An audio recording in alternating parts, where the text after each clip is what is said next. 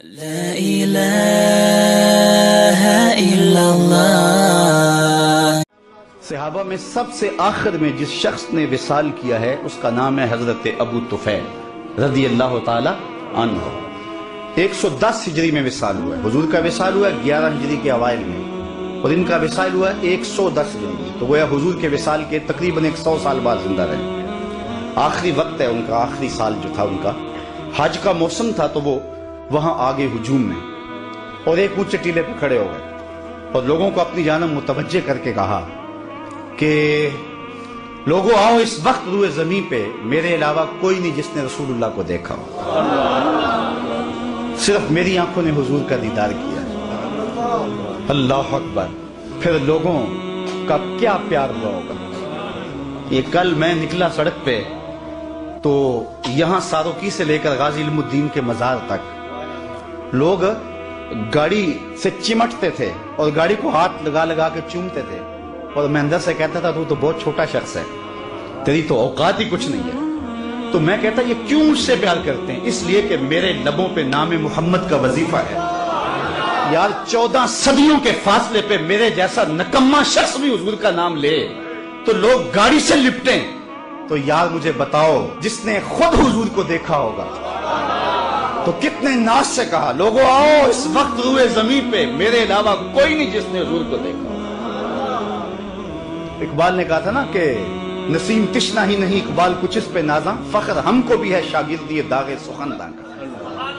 جس نے داغ دہلوی کو دیکھا وہ ناز کرتا۔ ہمارے استاد ہوتے تھے محمد علی ہاشم، وہ بڑے کمال درجے کے کاتب تھے اور فارسی کے اچھے شاعر تھے، تو وہ کبھی بات کرتے تو کہتے کہ میں اقبال کی مجلسوں میں بیٹھتا رہا ہوں، مولانا ظفر علی خان اس زمانے میں زمیندار اخبار نکالتے تھے تو اس کی شاہ سرخیاں وہ لکھتے تھے، کوئی زمانہ لکھتے رہے، تو وہ کہتے تھے میں مولانا ظفر علی خان کا ساتھی رہا ہوں۔ تو جو مولانا ظفر علی خان کا ساتھی رہے وہ تو ناز کرے، جس نے اقبال کی مجلس میں چند لمحوں کے لیے بیٹھنے کی سعادت پائی ہو وہ تو فخر کرے، جس نے داغ دہلوی کو دیکھا ہو وہ تو ناز کرے، اور جس کی آنکھوں نے جمال محمد عربی کو دیکھا ہو وہ اپنے مقدر پہ کیوں ناز نہ کرے، وہ فخر کیوں نہ کرے۔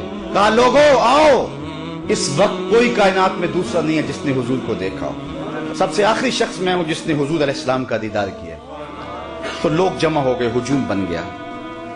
میں توجہ تھوڑی دیر کے لیے چاہوں گا، یہ سارے انتظام بعد میں ہو جائیں گے، اس لیے کہ تذکرہ چھڑا ہے حضور کے حسن کا، اور حسن ایسا ہے، پہلے اس پر انہماک کی ایک بات سن لیں۔ یار چہرہ حضور کا تو چہرہ رہا نا۔ ایک صحابی ہیں حضرت میمونہ بنت کردم رضی اللہ تعالیٰ عنہ، کہتے ہیں مجھے شوق تھا میں کہ حضور کو دیکھوں، تو ایک دن میں اپنے باپ کے ساتھ حضور کو دیکھنے گئی، اور یہ حجۃ الوداع کا موقع تھا، حضور اونٹنے کے اوپر بیٹھے ہوئے تھے۔ میرے باپ نے حضور سے کوئی بات کی، لیکن حضور کے جلال کی چمک اتنی تھی، جمال کی، کہ میری ہمت نہ پڑی کہ میں حضور کا چہرہ دیکھ سکوں۔ تو کہتی لوگوں میں نے حضور کا چہرہ تو نہیں دیکھا، لیکن میں نے حضور کے پاؤں دیکھے ہیں۔ اور پھر فرماتی ہیں ما نسیتو فی ما نسیتو طول اصبعہ، کہتے ہیں حضور کے مبارک پاؤں کی جو انگلیاں ہیں ان میں جو انگوٹھے کے ساتھ والی انگلی ہے، فرماتی ہیں آج تک میں اس کی لمبائی کے حسن کو نہیں بھول سکتی۔ یار جس کے پاؤں کی انگلی کا حسن محو کر دیتا ہے اور ساری زندگی نشہ ہی نہیں اترتا، اس کے چہرے کے جمال کی کیفیت کیا ہوگی۔ ایک شاعر نے کہا قدموں پہ جبیں کو رہنے دو، قدموں پہ جبیں کو رہنے دو، چہرے کا تصور مشکل ہے۔ قدموں پہ جبیں کو رہنے دو، چہرے کا تصور مشکل ہے، جب چاند سے بڑھ کر ایڑی ہے رخسار کا عالم کیا ہوگا۔ حضرت ابو طفیل نے کہا لوگوں سنو، اس وقت روئے زمین پہ میرے علاوہ کوئی نہیں جس نے حضور کو دیکھا ہو۔ لوگ ہجوم کر کے جمع ہوئے، حج کا موسم تھا، حج کے مسائل پوچھے ہوں گے۔ جو لوگ حج پہ جاتے ہیں انہیں تجربہ ہے کہ ہر بندہ حج کے مسائل پوچھتا پھرتا ہے، زندگی میں پہلی بار گیا ہے، اگر ہر سال بھی جاتا ہو تو پھر بھی سال کے بعد گیا ہے۔ عید کے موقع پہ ہر سال مولوی صاحب کو عید کا طریقہ بتانا ہی پڑتا ہے، اس لیے کہ سال کے بعد آئی ہے۔ تو حج کے ایام میں بھی یہ ہوتا ہے، ہر بندہ حج کے مسائل پوچھتا ہے۔ تو ایک صحابی مل گیا ہے، تابعین نے پوچھا ہوگا کہ حضور نے حج کیسے کیا، منا میں کیسے گئے، عرفہ میں قیام کیسے کیا، حضور علیہ السلام نے عرفات میں قیام کیسے کیا، مزدلفہ میں قیام کیسے کیا، رمی جمال کیسے کیا، لیکن تاریخ کا جواب نفی میں ہے۔ کسی نے حج کا مسئلہ نہیں پوچھا، کہا صف لنا رسول اللہ صلی اللہ علیہ وسلم، تم نے حضور کو دیکھا ہے تو بتاؤ حضور کا چہرہ کیسا تھا۔ حضور کی آنکھیں کیسی تھی، آنکھوں میں مازاق کے ڈورے کیسے تھے، زلفیں کیسی تھی، حامیم کے کنڈل کیسے تھے. صف لنا رسول اللہ صلی اللہ علیہ وسلم. تو حضرت ابو طفیل نے 3 لفظوں میں حضور کا حلیہ بیان کیا، اور وہ آپ یاد کرنا چاہیں تو یاد ہو سکتا ہے. بس صاف بن جائیں حضور کے. علماء نے لکھا ہے جو شخص حضور کا حلیہ بیان کرے لوگوں کے دل میں اس کے لیے جگہ بن جاتی، لوگ اس سے پیار کرنے لگ جاتے. ہر بندہ چاہتا نا میں ہر دل عزیز بن جاؤں. تو میں آپ کو بتاتا ہوں، اگر نسخہ بتا رہا ہوں، وہ سنیاسی بابے تو ساتھ لے کے نسخہ مر جاتے ہیں، لیکن میں آپ کو نسخہ دے کے جا رہا ہوں. اگر چاہتے ہو کہ ہم ہر دل عزیز بن جائیں، حضور کے حسن کے قصیدے پڑھا کرو، لوگ تم سے پیار کریں. تو حضرت ابو طفیل نے 3 لفظوں میں حضور کا حلیہ بیان کیا، یاد کر دیں. کان رسول اللہ صلی اللہ علیہ وسلم ابیض ملیحا مقصدا. ایک تو چٹے رنگ کے تھے، حسن نمکین تھا، ہر معاملے میں توازن تھا. 3 لفظوں میں حضور کا متوازن. سوا صدر والبطن، پیٹ اور سینہ برابر. پیٹ اٹھا ہو سینہ اندر ہو حسن ختم ہو جاتا ہے. سینہ آگے نکلا ہو پیٹ چپکا ہو تو یہ بھی حسن کو زائل کر دیتا ہے. سینہ اور پیٹ برابر ہو تو یہ اعتدال ہے. ابل الذرائین والسعدین والزندین. کلائیاں حضور کے مبارک کندھے مبارک، حضور کے بازو سب برابر تھے اور جو ہے موزونیت کے ساتھ بڑھے تھے. کان رسول اللہ لیس بالطویل الممغط ولا بالکثیر المتردد. قد ایسا کہ نہ پست کہا جائے نہ بہت لمبا کہا جائے. چونکہ بہت لمبا قد بھی حسن میں جو ہے وہ نقصان کا سبب ہے، اور چھوٹا قد تو ہے ہی نقصان کا سبب ہے. حضور درمیانی قد و قامت کے حامل تھے. لیکن ایک شان اللہ نے اپنے محبوب کو یہ بھی دی تھی کہ لمبے لمبے قد والے صحابی بھی تھے. حضور کا قد لمبا نہیں تھا، حضور کا قد درمیانہ تھا. لیکن اذا جامع الناس غمرهم، جب حضور آتے نا تو 10,000 کا مجمع بھی ہوتا، حضور کے کندھے سروں سے اونچے دکھائی دیتے. یہ اللہ نے اپنے محبوب کو شان دی تھی. اور جنہوں رب نے اونچا کیا ہے کون اس کو نیچا کر سکتا ہے. حضور کے کندھے اوپر دکھائی دیتے.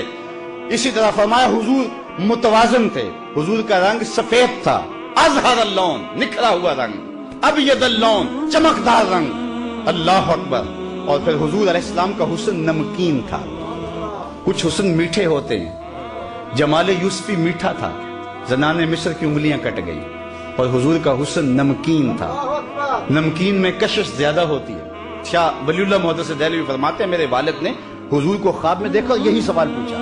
حضور حسن صبی کی نسبت حسن ملی کے اندر کشش زیادہ ہوتی ہے. اور آپ نے خود کہا ہے انا املا ہو واقعی یوسف اسبہ ہو، میں نمکین حسن والا ہوں، میرا بھائی یوسف میٹھے حسن والا تھا. لیکن وہاں انگلیاں کٹ گئی، یہاں کو ایسا واقعہ پیش نہیں آیا. تو اس کی کیا وجہ ہے جبکہ حسن ملی زیادہ پرکشش ہوتا ہے؟ تو حضور نے جواب کیا دیا، جمالی مستور عن اعین الناس غیرۃ من اللہ. اے عبد الرحیم، اللہ نے غیرت محبت کی وجہ سے میرے حسن کو لوگوں کی نظروں سے چھپا دیا. کوئی محب نہیں چاہتا کہ میرا کوئی محبوب دیکھے. قتیل شفائی تو یہاں تک آگے بڑھ گیا کہ اس حد تلک بڑھ گئی ہے بے اعتمادی کہ تجھ کو تجھ سے بھی چھپانا چاہتے ہیں. وہ کہتا ہے میرا جی چاہتا ہے میرا یار آئینہ بھی نہ دیکھے، خود بھی اپنے آپ کو نہ دیکھے. تو کہا میرا حسن لوگوں کی نظروں سے چھپا کے رکھا گیا ہے. چھپے ہوئے حسن کا عالم ہے کہ حسان بن ثابت کہتے ہیں فلما نظرت الی انوارہ فودعت کفی علی عینی خوفا من ذہاب بصری. جب میں حضور کے جمال کو دیکھتا تو آنکھوں پہ انگلیاں رکھ کے انگلیوں کی اوٹ سے دیکھتا کہ حضور کے جلووں کی چمک سے میری آنکھوں کی بینائی نہ جاتی رہے. یہ کون کہہ رہے ہیں؟ حضرت حسان. اور حضرت حسان کون ہے؟ شاعر. اور آپ جانتے ہیں شاعر حسن دیکھنے میں بڑا دلیر ہوتا ہے، اور حسن بھی چھپا ہوا، دیکھنے والا بھی شاعر، اور پھر بھی آنکھوں پہ انگلیاں رکھ کے دیکھے. اگر یہ حسن بے نقاب ہوتا تو کیا ہوتا؟ وہ اگر جلوہ کرے تو کون تماشائی؟ یہی بہتر ہے کہ وہ پردے میں روح پوش رہے، وہ اگر پردہ اٹھا دے تو کسے ہوش رکھے. حسن یوسف پہ کٹی مصر میں انگشت زنا، سر کٹاتے ہیں تیرے نام پہ مردان عرب. ایک طرف حسن ہے، یہ تضاد کا شعر ہے، صنعت تضاد کا. اور میں اہل ادب میں یہ بات کی ہے. عام مجمع میں بات کرنا اور بات ہے، اہل سخن میں بات کرنا اور بات ہے. میں نے اہل سخن کے سامنے کہا ہے کہ میں نے ولی دکنی سے لے کے غالب اقبال تک تقریباً شعراء کو چلو پڑھا نہیں تو چکھا ضرور ہے. میں نے پورے اردو ادب کے ذخیرے میں اردو میں تضاد کا ایسا دوسرا شعر نہیں دیکھا. تضاد یہ ہوتا ہے کہ شاعر ایک مصرے میں ایک لفظ لاتا ہے، دوسرے مصرے میں اس کی ضد لاتا ہے. اگر دن کا تذکرہ ہے تو رات کا ہے، اگر اندھیرے کا تذکرہ ہے تو اجالے کا ہے. तजाद लाता है। यहां भी तजाद है, और एक तजाद नहीं, दो तजाद नहीं, तीन तजाद नहीं। जरा हुस्न देखें शेर का। हुस्ने यूसुफ पे कटी मिस्र में अंगुश्ते जना। 6 चीजें हैं। सर कटाते हैं तेरे नाम पे मर्दाने अरब। एक तरफ हुस्न है, दूसरी तरफ सिर्फ नाम है। वो हुस्न हजरत यूसुफ का और ये नाम मेरे हुजूर का, और उधर औरतें और इधर मर्द। वो औरतें भी मिस्र की, ये मर्द भी अरब के।